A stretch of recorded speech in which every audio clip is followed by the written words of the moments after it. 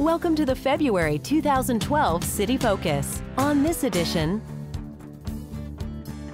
5-year transportation plan,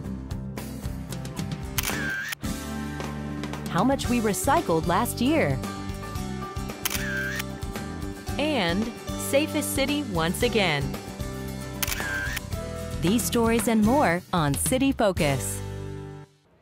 In November, City Focus viewers learned about the City of Round Rock's aggressive new 5-year program to address our most pressing traffic problems.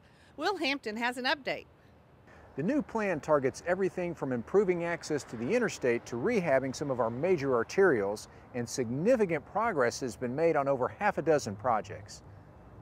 In January alone, the Round Rock City Council approved 8 items related to the plan, including engineering contracts and funding agreements, as implementation of the 5-year program is rapidly gaining momentum.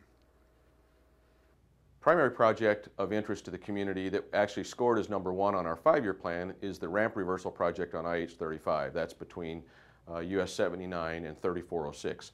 Basically, that reverses the ramp configuration to take the traffic off the highway earlier, put the traffic back on closer to 3406. We think it improves mobility for the community. We think it improves access and congestion on I-35. And we also think it's a tremendous benefit to our retailers that are desiring to have traffic in there that generate sales tax for the city, of course. That project has moved to engineering. We've selected a firm. We're negotiating with them at this point. We expect that engineering to take 14 to 16 months. Then we'll move into construction. And with TxDOT's influence in the federal highway system, it's going to be a little more complex getting through that engineering process and to construction, but we anticipate that that will be under construction within the next 16 to 18 months. One of the other projects that's of an awful lot of interest to the community is the rehabilitation work that needs to take place at La Frontera. The good news there is we went through the typical process and we have selected a contractor. They were the low bidder on the project. We expect to issue a contract sometime in mid-February. We anticipate having an NTP, notice to proceed, issued to that contractor around the 1st of March. They've been told to anticipate that time frame. The contract allows for 140 days of construction. That may be a little tight, but the goal is to have all of that construction work done and completed and contractor out of there before next fall, when the typical shopping season for the holidays picks up, and we want that, we don't want the construction going on at that time. We'll keep providing updates each quarter as the implementation of the 5-year program progresses. To learn more, go to roundrocktexas.gov/roads or check out your utility bill newsletter, Newsflash.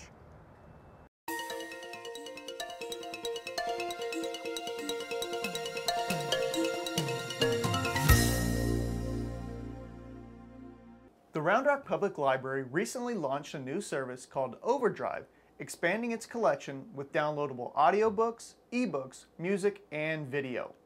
Library card holders can check out and download media anytime, anywhere by visiting roundrocktexas.gov/overdrive. From the OverDrive homepage, click Sign In. Select Round Rock Library System and enter your library card number to log in.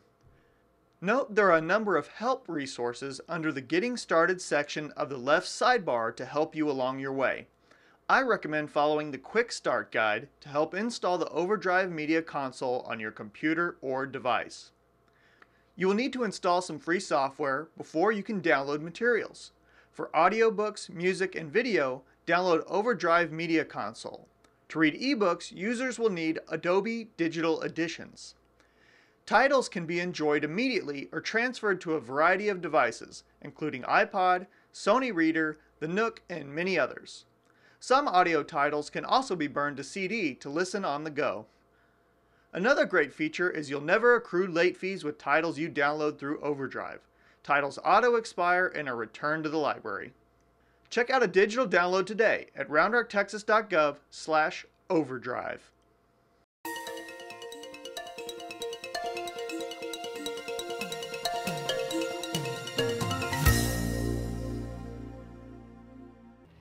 In 2011 was Round Rock's first year of citywide curbside recycling. Christy Justice has the details on how well the program went. With the recycling program in place for all of 2011, not only were we able to divert garbage from the landfill, We generated revenue to help offset the cost of utility bills. The total amount we recycled in 2011 was 5,733 tons, which is roughly 15% of all solid waste. Due to a favorable commodities market for selling our recyclables, the city was able to add a recycling credit of 25 cents per month to all utility bills. Well, when the city went to the new recycling program in January of 2011, we have really increased the amount of volume of material that goes to the recycling facility versus the landfill. Once it comes to the recycling facility, it's segregated and sold, and the money that is made from selling the commodities is given back to the citizens of Round Rock. So the more we recycle, the chance of the credit going up is increased greatly. It's important to recycle because the more we recycle, it keeps material out of the landfill. And as we go forward into the future, landfill costs continue to rise. So as we can keep more material out of the landfill and we can recycle it, it will help in our future costs to our citizens. You can always log on to roundrocktexas.gov/recycle to check for your next recycling date and to check out our monthly recycling totals. Remember, the more you recycle, the more potential we have of reducing our utility bills via recycling credits. Happy recycling.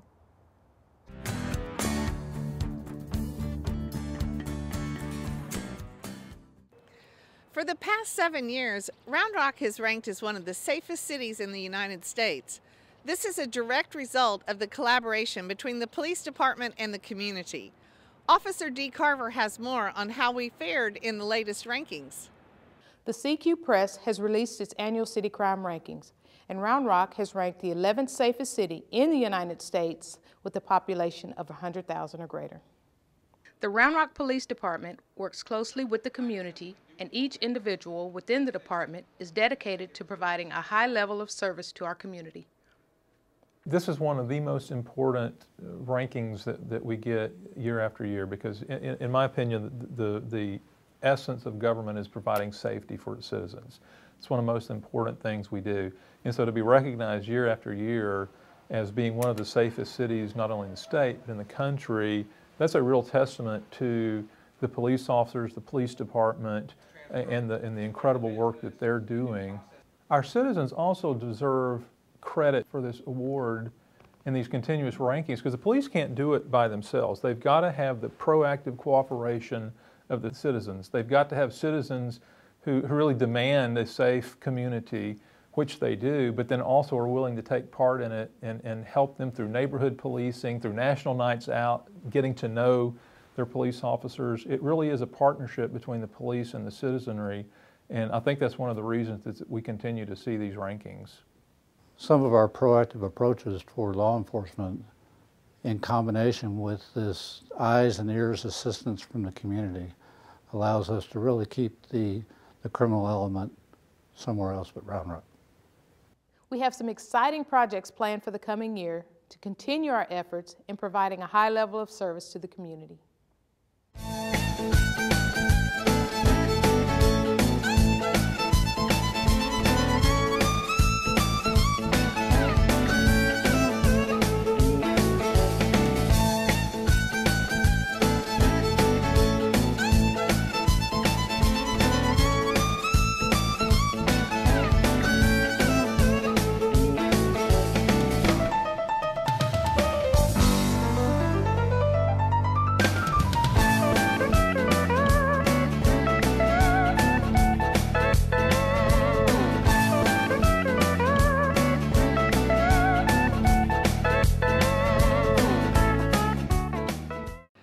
Recent rains have helped curtail water use, but we're still in the midst of a severe drought. Christy Justice has an update on the situation and how you can help reduce water use without harming your yard. Though the drought continues, residents and businesses have done a great job recently of cutting their water use. A major benefit of this reduction is water that we do not draw out of Lake Georgetown this winter will be available to us when the weather starts to heat up. During a typical year, our lakes fill up during the winter and spring with the rains. But because this past year the lakes were so low, it's going to take some significant rain for them to recover. But also, we need our customers to conserve as much as possible so that when we head to next summer, we have the water we need to get through next summer to meet the needs of our community. A great way to save water is to make efficiency upgrades to your irrigation system and vastly reduce how often you water your yard. Experts say this will have no negative impact on the health of your lawn. Recently we've had some rains, and there were some pretty significant rains in there. This time of year, both plants, majority of plants, unless they're evergreen, either go dormant, so does the turf, it'll go dormant. Well, then obviously they wouldn't require as much water. People still have the state of mind sometimes, and they're inclined to want to put down water on a weekly basis or twice a week still, but it's really not necessary. If anything, maybe every 2 weeks or maybe twice a month would be sufficient amount of water in order for these plants to survive through the winter and rebloom again in the spring. You should probably also thinking about changing your irrigation system, and not necessarily the whole system, but maybe the different areas that you're working in, whether it be the planting areas, the bed areas. More oftentimes than not, there's spray heads or the shrub heads in those areas. That could be converted to drip irrigation. What drip irrigation does is it uses less water, it conserves water, and aside from that, it keeps the water in the root zone. So in other words, the mulch helps it retain the moisture. A few adjustments can make all the difference with our water situation going into the summer. For more information on water conservation in Round Rock, visit roundrocktexas.gov/water.